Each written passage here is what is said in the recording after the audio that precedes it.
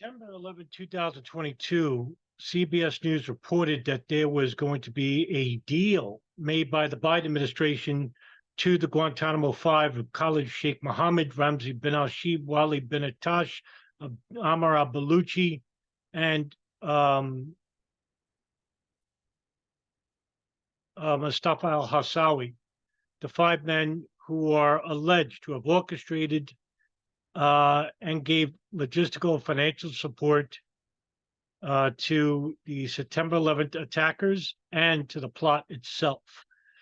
And today there's been an update on the story, but let's go back to that article that was written by CBS News. You can see September 11, 2022, five Guantanamo prisoners accused in 9/11 attacks could get plea deals. Let's read this for a bit. On the 20th anniversary of 9/11, CBS News has confirmed that military prosecutors and attorneys for five defendants charged for their roles in the attacks are negotiating potential plea deals that could take the death penalty off the table, keep the detention camp at the military base in Guantanamo Bay, Cuba, open for the foreseeable future. Their cases have stalled over access to CIA evidence, and more recently, delays caused by the COVID pandemic. Most likely, it's CIA evidence. We won't know what evidence they have unless this goes to trial. This is the fear. The fear is that if there is no trial, we won't know for the next 30, 40, 50 years what the government had and what they didn't have. That's even more important. The chief defendant is Khalid Sheikh Mohammed, the self-described architect of 9/11. The four other defendants are Ramzi bin al-Shibh, Mustafa al-Hassawi, Wali bin Attash, and Ammar al-Baluchi, also known as Abdulaziz Ali. This is the nephew of Khalid Sheikh Mohammed. Possibility of a plea deal has angered the families of some 9/11 victims, including Deborah Burlingame, whose brother, pilot Charles Burlingame, was killed when al-Qaeda terrorists took over his plane, Flight 77, and crashed in Pentagon. We didn't have remains for weeks at Burlingame. We were constantly saying to each other, what would Chick want? What would Chick do? It was a nickname of our husband, our brother. The families are outraged, she said, at the possibility of plea deals. They don't want closures. They want justice. Right. Another group, 9/11 Families for Peaceful Tomorrows, in which I interviewed one of the co-founders, Elizabeth Miller, has said that a guilty plea and agreement not to appeal that sentence would be partly in recognition of the torture each of the defendants experienced and bring some measure of judicial finality. Okay. Now, this is the article that came out today on August 17th, 2023. Pentagon considering plea deals for defendants in 9/11 attacks. The suspected mastermind of September 11, 2001 that killed nearly 3,000 people could escape the death penalty, along with four of his accused plotters under a plea agreement being considered, CBS News has learned. The Pentagon sent a letter this week to families of 9/11 victims revealing plea deals are being considered in which the five men, including the suspected mastermind, Khalid Sheikh Mohammed, would accept criminal responsibility for their actions and plead guilty in exchange for not receiving the death penalty. The letter generated fresh outrage in Christian Breitweiser, whose husband died in the South Tower of the World Trade Center. She had waited years to see the five men face trial.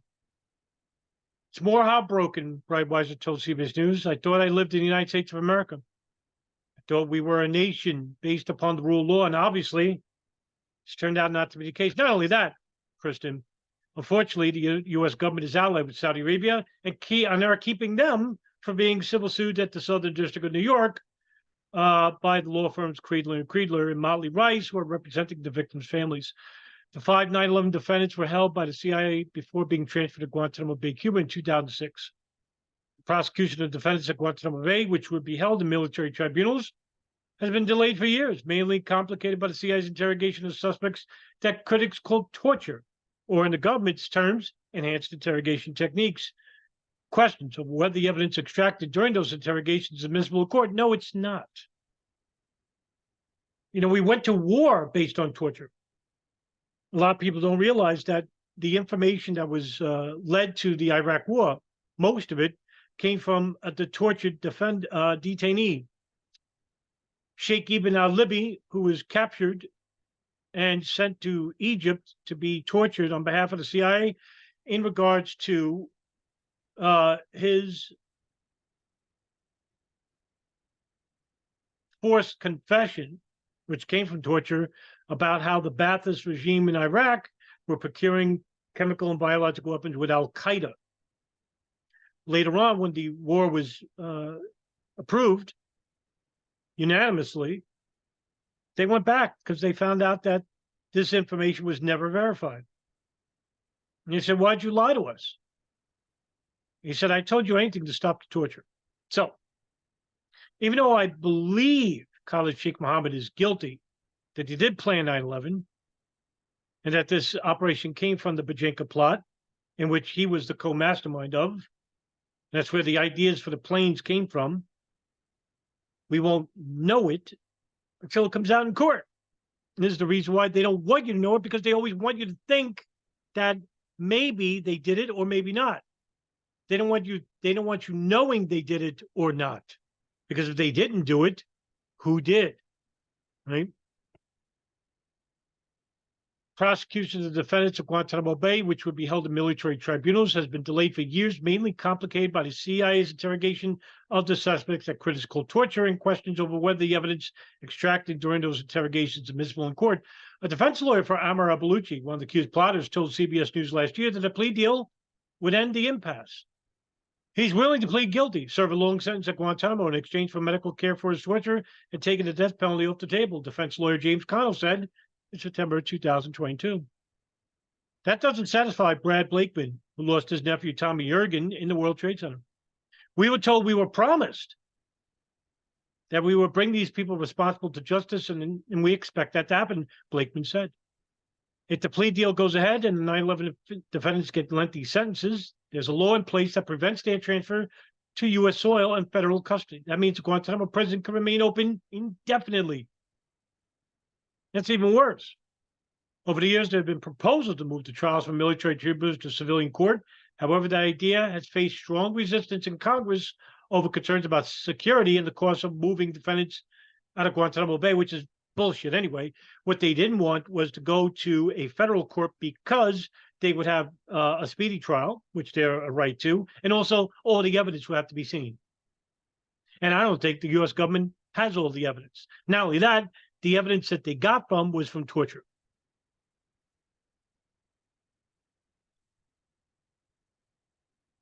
You know, this is the problem with the federal government, and why I tell you people not to vote. We're run by criminals. Criminals are not just in Guantanamo Bay, they're here in Congress. And they're working against the wishes of the American people, the 9/11 victims' families. I'll use the example. Why is the U.S. federal government and the FBI, the Department of Justice, covering up Saudi financing of certain hijackers involved with the planes operation? Don't they supposed to serve the best interests of the people? Well, the best interests of the 9/11 victims' families are not being granted.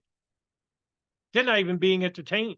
In fact, there's a huge, massive cover-up involving the Department of State, the Department of Justice, and the Foreign Intelligence Services of the General Intelligence Directorate, that's Saudi Arabia, and the Mossad of Israel, as well as the NSA, CIA, and afterwards the cover-up involving the FBI regarding Saudi, financing and logistical support given through Saudi contacts inside the United States that are affiliated with the government to the hijackers. And let's not forget that the former U.S. Saudi ambassador to the United States under Reagan, Clinton, and both Bush administrations, Bandar bin Sultan, who we found out later through Operation Encore, that the FBI Operation Encore, that his wife, Haifa bin Faisal, had been using their account at Riggs Bank to give money to a woman named Mouida Douijak, who is the wife of Osama Basnan, who's a radical fundamentalist who knew some of the hijackers and gave that money to Khalid al-Mihdhar and Nawaf al-Hazmi while they were living in San Diego, here in the United States, under the protection of Saudi and CIA. I'm not saying the Saudis and CIA are involved with 9/11, but they were monitoring Khalid al-Mihdhar and Nawaf al-Hazmi in the years 2000, 2001, without ever telling the Department of State or the Department of Justice. Why? I just interviewed the former head of Alex Station, the Bin Laden Issue Station, Michael Scheuer, in which he says that the FBI are to blame for 9/11, that they stole information out of Alex Station. Well, if that was the case, why couldn't they stop 9/11? The CIA had this information regarding Khalid al-Mihdhar and Nawaf Osby. They were told not to share it with the FBI. And that order came from the director, George Tenet.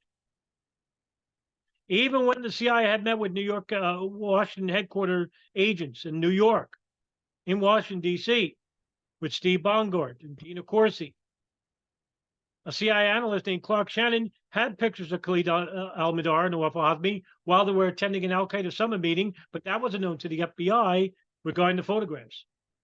And when he showed the photographs to these people, at first meeting, they didn't tell them their names. Second meeting, he finally told them, yeah, that's Khalid al-Mihdhar and Nawaf Osby. But what he didn't tell them, they were inside the United States. That was known to the CIA. The FBI had no idea.